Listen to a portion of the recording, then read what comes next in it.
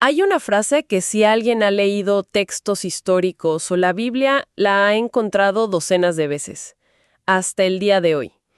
Y es curioso, porque al leerla, uno casi automáticamente se pregunta, hasta mi día de hoy, ¿significa que si voy ahora mismo a buscar, voy a encontrar las ruinas, el monumento o lo que sea que se menciona? Bienvenidos a este análisis. Hoy nos sumergimos en esa pequeña pero potente frase, guiados por un estudio del teólogo Luis Alberto Carela Santiago. La misión es simple: descifrar qué querían decir los autores antiguos cuando la usaban, porque como señala el estudio, hay una confusión muy extendida, a veces incluso entre líderes religiosos, que lleva a pensar que estas son promesas de que ciertos hitos bíblicos siguen existiendo en el siglo XXI. Vamos a explorar por qué esa idea, aunque es atractiva, se aleja bastante de la intención original del texto. Es que esa confusión es completamente comprensible. La frase parece un puente directo hacia nosotros, pero el punto de partida del análisis es que esta expresión es, en realidad, una herramienta del narrador antiguo. Es una especie de nota al margen, una acotación editorial que le dice a su público contemporáneo: oigan, esto de lo que les estoy hablando, que pasó hace mucho, dejó una huella que todavía pueden ver. Existe en el momento en que yo, el autor, estoy escribiendo estas palabras. O sea que el hoy de la frase no es nuestro hoy, es el hoy del escritor. Eso ya cambia todo el panorama. Exactamente. No es una profecía sobre la permanencia de algo a través de los milenios. Es una conexión muy específica entre dos puntos en el tiempo: el pasado del evento narrado y el presente del autor y su primera audiencia. Imagínalo como un ancla. El autor está anclando un relato antiguo en la realidad tangible y verificable de su propia generación. Les está diciendo: esto no es un mito flotando en el tiempo, es parte de nuestra geografía y nuestra memoria colectiva ahora. Me gusta esa imagen del ancla. Pongámosle un ejemplo concreto para que se entienda bien. El estudio menciona uno muy claro en el libro de Josué, capítulo 4, que habla de las 12 piedras sacadas del río Jordán. El texto dice: y las piedras que levantó Josué están allí hasta el día de hoy. Si yo fuera una israelita leyendo eso en, digamos, el año 600 a.C., ¿qué efecto tendría en mí? Un efecto potentísimo. No sería una simple historia de un milagro antiguo. Sería una invitación a la memoria activa. El autor te estaría diciendo: ¿conocen esa pila de grandes piedras cerca del cruce del Jordán? ¿Ese monumento que hemos visto toda la vida? Pues bien, no está ahí por casualidad. Esa es la prueba física de la historia que les estoy contando, del día en que nuestros ancestros cruzaron el río en seco. Entiendo. Me hace pensar en todas las veces que leí eso y me imaginé casi literalmente a un equipo de arqueólogos modernos buscando esas piedras.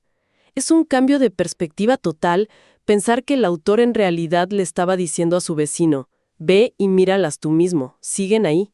Precisamente, convertía la historia en un testimonio vivo. Para esa primera audiencia, esas piedras eran un memorial, un recordatorio constante y visible de la fidelidad de Dios. No implicaba, ni por asomo, que 2500 años después alguien pudiera ir con un mapa y encontrarlas. Esa distinción es crucial para una lectura que respete el contexto, una lectura sana, como la llama el autor del estudio. Ok, esto nos lleva a una pregunta casi obvia. Si el autor sabía que el mundo cambia, que los monumentos se erosionan y las fronteras se mueven, ¿cuál era el punto de incluir esta frase? ¿No corría el riesgo de que su escrito quedara obsoleto en unas pocas generaciones? Es una pregunta excelente porque nos lleva al corazón de la función de esta frase. El estudio la describe, como decíamos, como un ancla histórica, y esa ancla cumple dos funciones. Primero, refuerza la credibilidad. Al señalar evidencias contemporáneas, el autor le dice a su audiencia: no les estoy contando un cuento de hadas, esto es historia real, y para probarlo, aquí están las huellas que aún perduran en nuestro mundo. Es como un periodista que cita sus fuentes, pero en este caso las fuentes son lugares, nombres o monumentos. Exacto. Y la segunda función es cronológica. La presencia de esta frase nos dice algo sutil pero muy importante sobre cuándo se escribió el libro. Nos indica que el narrador, aunque escribe un tiempo después de los eventos, no está tan alejado de ellos como para que todo rastro físico y toda memoria colectiva se hayan desvanecido.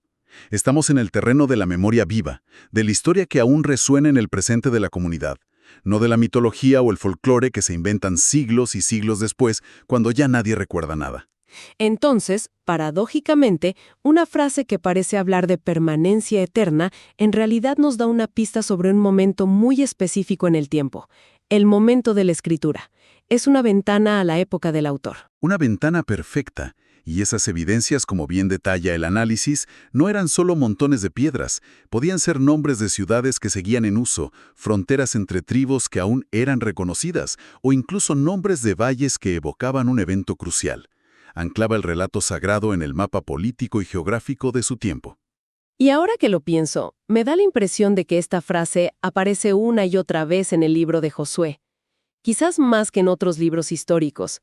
¿Es solo una percepción mía o hay algo particular sucediendo en ese libro?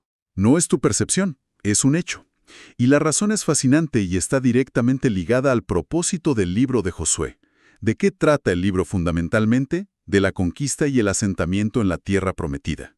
Ese proceso, por su propia naturaleza, fue un evento que transformó el paisaje. Fue un acto de toma de posesión que dejó marcas por todas partes. Claro, es como mudarse a una casa nueva y empezar a poner tus propios cuadros, cambiar los nombres de las habitaciones. Pero a escala nacional. Exactamente. A esa escala. El autor del estudio señala que el libro está lleno de la creación de estos memoriales. Se levantan altares en lugares de teofanías, se amontonan piedras para conmemorar un pacto o un milagro, se establecen nuevas fronteras tribales que antes no existían, y se le dan nuevos nombres a ciudades o valles para recordar un juicio divino o un acto de salvación. El mapa de Israel se está reescribiendo. Entonces el libro se estaba escribiendo mientras esas fronteras todavía eran, digamos, noticia fresca para la gente. Podríamos decirlo así. Eran realidades políticas y geográficas de su tiempo, no ecos de un pasado remoto. Por eso, para un libro cuyo objetivo es cimentar la memoria de la nación, validar su derecho sobre la tierra y sobre todo testificar de la fidelidad de Dios al cumplir su promesa, tiene todo el sentido del mundo que el narrador diga constantemente, y la prueba de esto sigue aquí, la pueden ver. Cada hasta el día de hoy es un clavo que fija la historia en la realidad de esa generación. Es una estrategia narrativa deliberada y muy poderosa. De acuerdo, creo que el concepto general está claro, pero para que no se quede en la teoría, me gustaría que analizáramos algunos de los otros ejemplos que menciona el estudio. Por ejemplo, el que aparece en Génesis, sobre la ciudad de Berseba. ¿Cómo funciona la lógica ahí? 6. Es un ejemplo perfecto de cómo se usa la frase para explicar el origen de un nombre. La historia cuenta que Isaac cavó un pozo y juró un pacto allí. Y el texto concluye: por eso llamó a la ciudad Berseba, nombre que conserva hasta el día de hoy. El narrador está hablando a una audiencia que conoce perfectamente la importante ciudad de Berseba. Lo que hace es conectar esa ciudad de su presente con un evento del pasado patriarcal. Les dice: ¿ven esta ciudad clave en nuestro mapa? Su nombre, Pozo del Juramento, no es arbitrario. Se remonta a este momento fundacional con nuestro antepasado Isaac.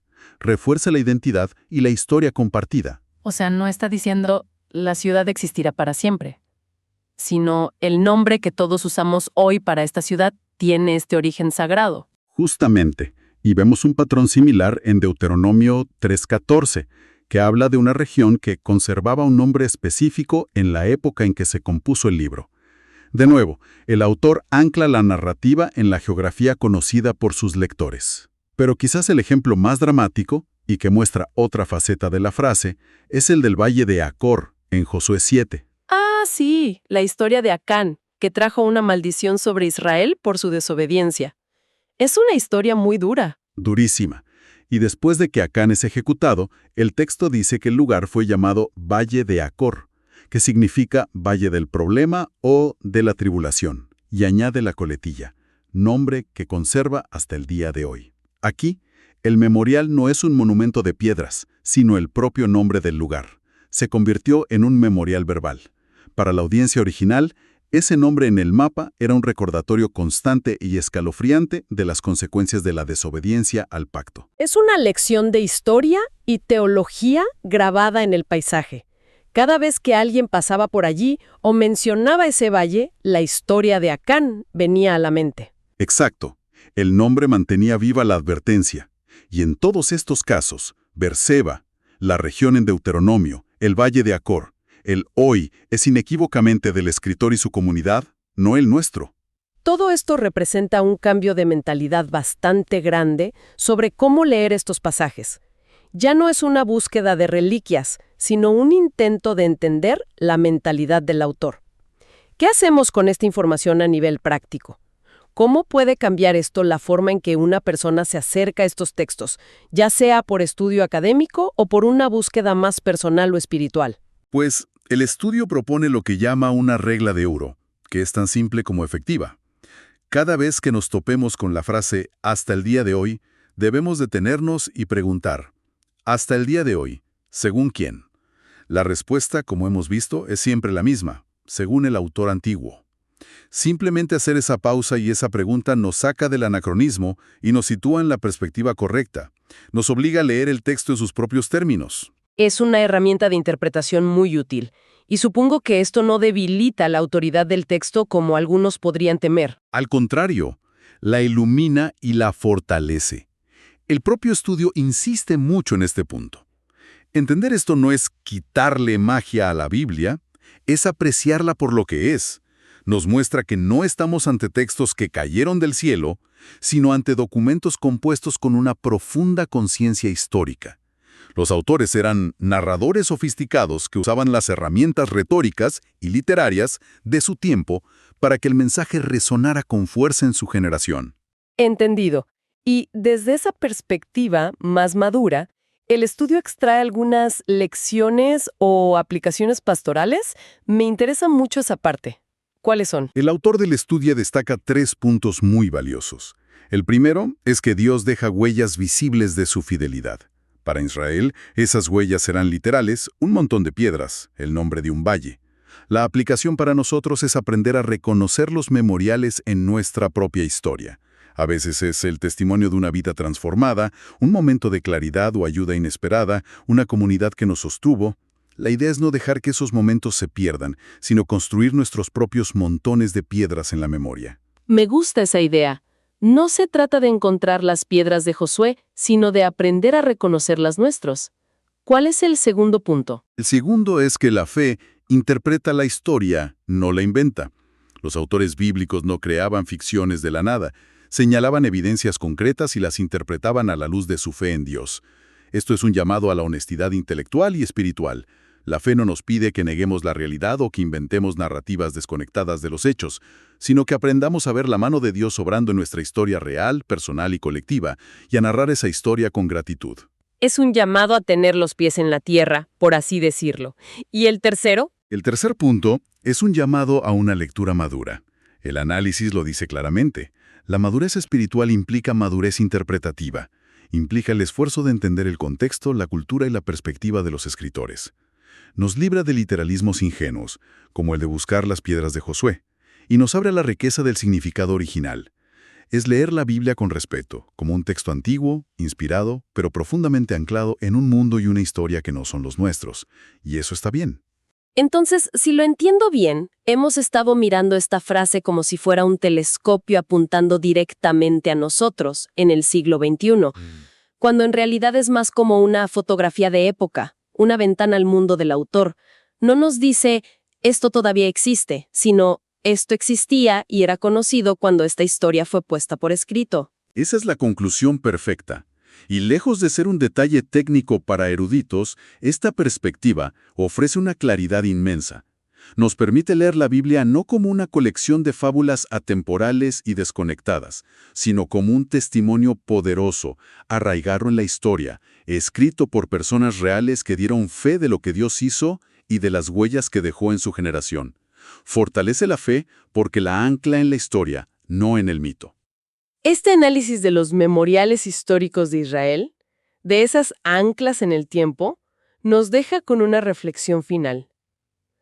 Si tuviéramos que escribir la crónica de nuestra propia vida, con sus crisis y sus momentos de gracia, ¿cuáles serían esos eventos, esas pruebas tangibles de cambio, de ayuda, de dirección, sobre los que podríamos escribir con total honestidad, y su impacto perdura en mí, hasta el día de hoy?